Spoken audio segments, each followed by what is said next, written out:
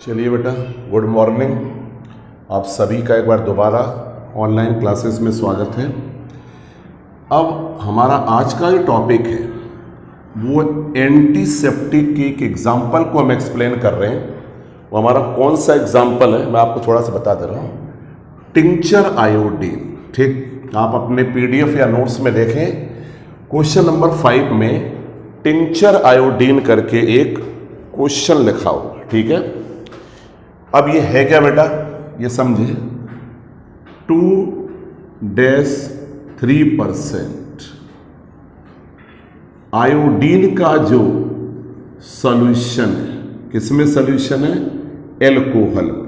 ठीक, यानी 2-3% solution of क्या? Iodine alcohol is called tincture iodine. Clear है?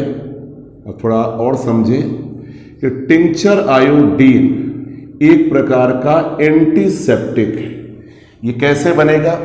जब हम 2 से 3% आयोडीन को, यानी इतने ग्राम आयोडीन को अगर हम 100 ml में डिसॉल्व करें तो ये हमारा टिंचर आयोडीन का फॉर्मेशन होगा। ध्यान रखें, ये एक पावरफुल एंटीसेप्टिक है जिसका यूज हम किस पर करते हैं? वाउंड्स पे करते हैं। वाउंड्स मीन्स क्या? घावों को साफ करने के लिए नॉर्मली हम टिंचर आयोडीन का यूज करते हैं। क्लियर है? आपको दिक्कत तो नहीं है? ये 2 से 3% आयोडीन का सॉल्यूशन एल्कोहल के अंदर, उसे हम नाम क्या देते हैं? Tincture iodine. इसका यूज हम पावरफुल एंटीसेप्टिक के रूप में करते हैं घावों को साफ करने में। अब एक चीज और समझा, साबुन जो हमारा है, सोप के अंदर जो है एक हम केमिकल मिलाते हैं, नाम ध्यान से सुनिए, बायोथायोनल। ये नॉर्मली ऐसे सोप में होता है जो मेडिकेटेड सोप है, जैसे आपका मेडिकेयर हो गया, डिटॉल हो गया, लाइफ बॉय हो गया। ये ऐसे साबुन है जिसमें एंटीसेप्टिक प्रॉपर्टी पाई जाती है। तो साबुन में ये केमिकल है बायोथायोनल, बायोथायोनल है।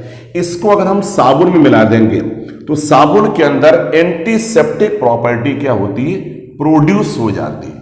ये जो है एक प्रकार की एंटीसेप्टिक नेचर साबुन के अंदर जो प्रोड्यूस करता है। इसका एक काम और भी है, वो क्या करता है बेटा? ध्यान से देखिए, it remove the foul odour smelling of क्या? बॉडी। यानी बॉडी की हमारी जो दुर्गंध है उस दुर्गंध को खत्म करने का काम बायोथायोनल करता है, जिससे हम साबुन के अंदर मिलाते हैं। इसके मिलाने से साबुन में या सूप में एंटीसेप्टिक प्रॉपर्टी क्या? प्रोड्यूस हो जाती, जो हमारे शरीर की जो दुर्गंध है, जो पसीने की दुर्गंध आती है, उसको रिमूव करने के लिए हम इसका यूज करते हैं, जो साबुन में एक प्रकार के एंटीसेप्टिक प्रॉपर्टी को क्या? प्रोड्यूस कर देता। ठीक है, टिंचर आयोडीन भी एंटीसेप्टिक है, साबुन में ये मिला देंगे, ये हमारे एंटीसेप्टिक है। डिटॉल तो हमने पहले ही पढ़ा है कि डिटॉल हमारी क्या? एक प्रकार की एंटीसेप्टिक। चलिए बेटा, अब हमने पहले अपने वीडियो लेक्चर में क्या क्या पढ़ा है मैं आपको एक बार बता दूं। पहले हम लोगों ने एंटीपायरेटिक मेडिसिन पढ़ लिया था, एंटीसेप्टिक मेडिसिन पढ़ लिया था, उसके बाद डिसइंफेक्टेंट पढ़ लिया था। ठीक है, आपके एनसीईआरटी में क्वेश्चन, अगर आप मेरी पीडीएफ को ध्यान से देखेंगे तो मेरी पीडीएफ में मैंने आपको एक क्वेश्चन दिया हुआ है। ध्यान, एक क्वेश्चन मैंने आपको प्रोवाइड किया हुआ, आप देख भी सकते हैं। देखें क्वेश्चन नंबर 7 में क्या कह रहा है, देखिए कि how do antiseptic differ from disinfectant, give one example of each. Antiseptic disinfectant से कैसे अलग है, आप एग्जांपल के द्वारा समझाइए। देखिए भाई, क्या है कि ए सिंगल सब्सटेंस, ध्यान से समझे, ए सिंगल सब्सटेंस यानी एक ही सब्सटेंस की बात कर रहे हैं। A single substance act as a क्या? एंटीसेप्टिक। ठीक, और एज वेल एज डिसइंफेक्टेंट। अब इस लाइन का मीन समझिए कि एक ही कंपाउंड जो होता है, सिंगल सब्सटेंस जो है, वो एंटीसेप्टिक के समान भी बिहेव कर सकता और डिसइंफेक्टेंट के समान भी बिहेव कर सकता। मतलब एक ही कंपाउंड में दोनों प्रॉपर्टी पाई जाएगी, लेकिन ये डिपेंड किस पे करेगा? हाँ, ये क्लियर चीज है, it depend upon the concentration of solution. ध्यान रखिए, ये डिपेंड करेगा क्या? कॉन्सेंट्रेशन में। कैसे? अगर उसकी कॉन्सेंट्रेशन कम, यानी लोअर कॉन्सेंट्रेशन में एक कंपाउंड अगर क्या है? एंटीसेप्टिक, ठीक, तो अगर उसी की कॉन्सेंट्रेशन क्या हायर हो जाए, ठीक, अगर वो हायर कॉन्सेंट्रेशन में है तो हायर कॉन्सेंट्रेशन में हमारा क्या? डिसइंफेक्टेंट हो गया। अब इसको जरा क्लियर कट होके देखिए।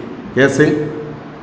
कि single substance act as a antiseptic as well as a disinfectant depending upon the concentration of solution. अगर किसी चीज की कॉन्सेंट्रेशन कम है तो आपका वो एंटीसेप्टिक के समान बिहेव करेगा, अगर उसी की कॉन्सेंट्रेशन ज्यादा है then it behaves as a disinfectant. अब आपको मैं एग्जांपल से बता दूं, एग्जांपल में कैसे समझेंगे? फिनाइल का यूज कीजिए। 0% 2% जो फिनॉल होता है, ठीक है, अगर हमने 0.2% फिनाइल को लिया तो ये हमारा क्या? एंटीसेप्टिक के समान बिहेव करेगा। 0.2% फिनॉल हमारा एंटीसेप्टिक, लेकिन अगर हमने 1% फिनाइल का यूज कर दिया, कॉन्सेंट्रेशन को हमने बढ़ा दिया, तो ये हमारा क्या हो गया? Very nice, disinfectant. Clear cut हो गया। आपको देखिए क्या कट हो गया कि लोअर कॉन्सेंट्रेशन में फिनॉल हमारा एंटीसेप्टिक है और हायर कॉन्सेंट्रेशन में फिनॉल हमारा क्या? डिसइंफेक्टेंट। तो ये हमारा जो एनसीईआरटी का क्वेश्चन है, मैं उसी को एक्सप्लेन कर रहा हूं, आपको बता भी दे रहा हूं। क्वेश्चन नंबर 7 लिखा हुआ देखें, how do antiseptic differ from disinfectant, give one example of each. यानी एंटीसेप्टिक डिसइंफेक्टेंट से कैसे अलग है? तो आपको क्या लिखना कि single substance act as a antiseptic as well as a disinfectant. एक ही कंपाउंड एंटीसेप्टिक के समान भी बिहेव करेगा, डिसइंफेक्टेंट के समान भी बिहेव करेगा। अगर उसकी कॉन्सेंट्रेशन कम है तो एंटीसेप्टिक है, कॉन्सेंट्रेशन अगर ज्यादा है तो डिसइंफेक्टेंट है। 0.2% सोल्यूशन फिनॉल का एंटीसेप्टिक है, 1% सोल्यूशन ऑफ फिनॉल हमारा क्या? डिसइंफेक्टेंट है। ये हमारा डिसइंफेक्टेंट के समान क्या बिहेव करेगा? कौन सा? फिनाइल। 0.2% में एंटीसेप्टिक और 1% में हमारा क्या? फिनाइल के समान ये बिहेव करेगा। ये आपका क्वेश्चन नंबर क्या था? 7 है। अब 8 नंबर में क्वेश्चन में भी लगभग वही लिखा हुआ कि name a substance which can be used as a antiseptic as well as a क्या? डिसइंफेक्टेंट। वही चीज दोबारा आ गई कि एक ऐसे कंपाउंड का नाम बता दिए जो एंटीसेप्टिक भी और डिसइंफेक्टेंट भी। आपको इसमें क्या लिखना? 0.2% solution of phenol act as antiseptic और 1% solution of phenol act as a disinfectant. यानी लोअर कॉन्सेंट्रेशन में होगा एंटीसेप्टिक और हायर कॉन्सेंट्रेशन में हो गया तो वही चीज हमारी क्या? डिसइंफेक्टेंट है। यानी एक ही चीज दोनों के समान बिहेव कर रही। चलिए अब अपने क्वेश्चन नंबर 9 की तरफ मूव कर रहे हैं। आप अपने पीडीएफ को या नोट्स को देखिए। क्वेश्चन नंबर 9 आपका क्या लिखा? बहुत इंपॉर्टेंट मेडिसिन है वो। 9 नंबर की देखिए।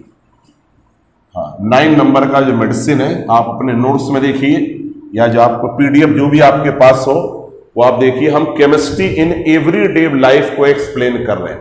इसमें हम कुछ मेडिसिन को एक्सप्लेन कर रहे हैं। इसमें आप नेक्स्ट आपका जो भी हो वो समझे। हाँ, अब हमारा क्या है? एंटासिड करके, थोड़ा ध्यान से देखिए। अगला हमारा जो क्वेश्चन या जो टॉपिक है वो एंटासिड, इसको हम एंटा एसिड भी कह देते हैं। एंटासिड और एंटा एसिड दोनों एक ही चीज है, दोनों में कोई ज्यादा डिफरेंस नहीं है। ठीक है, क्लियर है?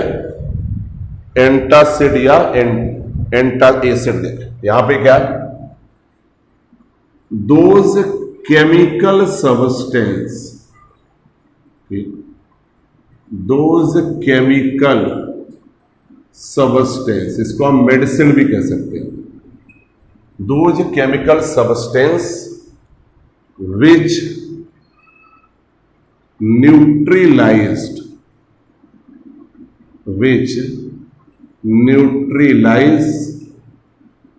the excess of acid, ठीक है, excess of acid in stomach। ये इसकी बस एक नॉर्मल सी डेफिनेशन, आप समझे जरा मैं क्या कह रहा हूं।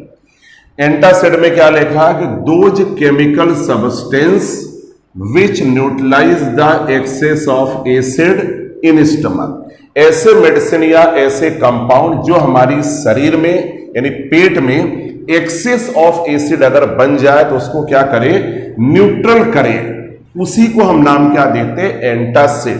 और न्यूट्रल करने के बाद उसका जो पीएच है, उस एसिड का जो पीएच है उसे एक निश्चित लेवल पे ले जाए, that is called antacid. Antacid are those chemical substance which neutralise the excess of acid in stomach and raise the pH of acid to the appropriate level, यानी एसिड के pH को एक डेफिनेट पॉइंट पे वो ले जाएंगे, वो हमारा क्या, एंटासिड है। एंटासिड जो है हमारे पेट के अंदर जो एक्सेस ऑफ एसिड बन जाएगा उसको न्यूट्रलाइज करेंगे और पीएच को एक निश्चित लेवल पर वो ले जाएंगे। पीएच हमारा क्या होता, पीएच का मीन्स होता पावर ऑफ हाइड्रोजन। आप ध्यान रखें, इसे आप 11th में भी पढ़ चुके हैं कि पीएच का फुल फॉर्म होता पावर ऑफ हाइड्रोजन होता। चलिए अब एंटासिड में जो नॉर्मली एंटासिड जिसका हम नॉर्मल यूज करते हैं, कौन कौन सा एंटासिड है, देखिए सोडियम बाइकार्बोनेट, ठीक, सोडियम कार्बोनेट ये नॉर्मली एंटासिड है। Magnesium hydroxide and aluminium hydroxide, these are the commonly used antacid. ये नॉर्मली यूज्ड एंटासिड, ध्यान रखें इसको हम बेकिंग सोडा कहते हैं। ये बेकिंग सोडा यानी खाने वाला सोडा, ये हमारा वॉशिंग सोडा, ये तो मैग्नीशियम हाइड्रोक्साइड, ये एल्युमिनियम हाइड्रोक्साइड।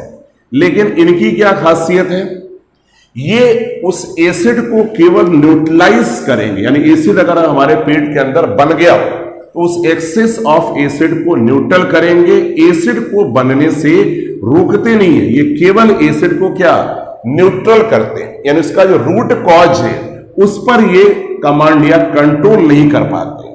तो आजकल हम किसका यूज कर दे रहे हैं वो ध्यान रखिए जरा, ये रेनिटिडीन, नाम ध्यान से दें, ranitidine and cimetidine, ranitidine and cimetidine, ठीक।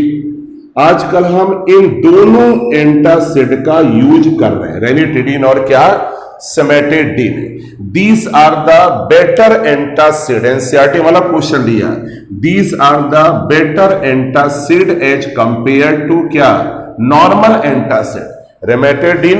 रेनिटिडीन और cimetidine, these are the better antacid. अब क्यों बेटर एंटासिड है, ये दोनों क्या करेंगे, हमारे पेट के अंदर जो एक्सेस ऑफ एसिड बनता है उसको बनने से रोकते हैं। They prevent the formation of excess of acid in stomach. ये पेट के अंदर अगर हमारा एक्सेस ऑफ एसिड बन रहा है उसको बनने से रोकेंगे, जबकि ये क्या करते हैं, बनने के बाद उसको न्यूट्रल करते हैं। अब ये कैसे रोकते हैं, देखें, हमारी नॉर्मल जो स्टमक है, पेट, उसकी जो दीवारें, वहां पर एक रिसेप्टर होता, एक हमारा वॉल में एक रिसेप्टर होता, ठीक है, यहां से इस केमिकल से हिस्टामिन एक केमिकल का सिक्रीशन होता एंटासिड में। अब हिस्टामिन और रिसेप्टर के बीच जो इंटरेक्शन है, यानी इनके इंटरेक्शन को ये मेडिसिन क्या करती, रोकती, मतलब इनको इंटरेक्ट नहीं होने देती है। जब इंटरेक्ट नहीं होगा तो वहां पर एक्सेस ऑफ एसिड हमारा क्या, बनेगा नहीं। मतलब रेनिटिडीन और cimetidine they prevent the interaction of histamine and क्या रिसेप्टर, इनके बीच जो है इंटरेक्शन होता है, उसके बाद एक्सेस ऑफ एसिड क्या प्रोड्यूस होता। तो ये ऐसी मेडिसिन है जो एसिड को बनने से क्या रोक देती हैं, इसलिए ये हमारी बेटर एंटासिड है। किसकी तुलना में? नॉर्मल एंटासिड की तुलना में ये एसिड को बनने से रोकती हैं। ये बनने के बाद उसे क्या न्यूट्रल करते हैं। बाजार में इनको जिंटेक के नाम से जानते हैं, ध्यान रखें, जिंटेक के नाम से नॉर्मली हम इसको, इन मेडिसिनों को जानते हैं। अब दो और भी मेडिसिन है, कौन सी? लेंसीप्रेजोल और एक हमारा है ओमेप्रेजोल। ये भी हमारी रिसेंटली यूज्ड एंटासिड है। डॉक्टरी नॉर्मली जो मेडिसिन आपको इसके लिए देते हैं इस समय, वो हमारी ये मेडिसिन ज्यादा लिखी जाती है, पेंटॉप डी। आप डॉक्टर में देखें, ये बहुत कॉमन एक मेडिसिन है जिसको डॉक्टर लिखते हैं पेंटॉप डी। इसके अंदर ये दोनों कंपोनेंट होता है, लेंसीप्रेजोल और ओमेप्रेजोल, ये हमारे पेंटॉप डी के अंदर होता है। और भी चीजें हम यूज में लाते हैं, जैसे इनो है, इसके अलावा आप सोडा वाटर भी एंटासिड की तरह कभी कभी काम कर देता। तो इनो डाइजीन है, ये सारे हमारे एंटासिड है। टैबलेट में पेंटॉप डी का यूज किया जाता है जिसके अंदर लेंसेप्रेजोल और ओमेप्रेजोल होता। लेकिन ध्यान ये रखें, ये हमारा आजकल सबसे अधिक यूज में आ जा रहा है, रेनिटिडीन और समेटिडीन। ये क्या करेंगे? दे prevent the formation of acid in stomach. चलिए, अगर आपको मेरा ये लेक्चर पसंद आया होगा, आप चैनल को सब्सक्राइब कीजिए और इसे लाइक कीजिए।